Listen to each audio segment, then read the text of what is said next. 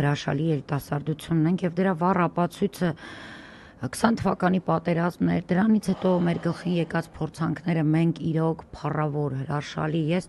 ամեն Կիրակի պատարակ գնալիս այդ ամենակարևորն եմ ֆիքսում, որ եկեղեցում որ տարիներ շարունակ չի եղել երևի թե այսպիսի բան մեծ մասը հենց երիտասարդությունն է պատարակին, այսինքն ունենք երիտասարդություն, որը պատրաստ է տեր կանգնել իր հայրենիքին, արժեքները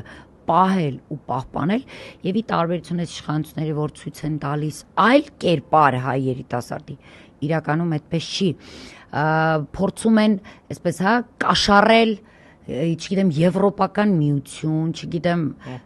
վերջերս էլ ասում էր 2 եվրոյով կարող եք լառնակա գնալ, չգիտեմ ինչ որ այսպիսի հեքիաթներ, մեր երիտասարդությունը չի տրվում, դուք ազատ ելքում մուտք եք ունենալու,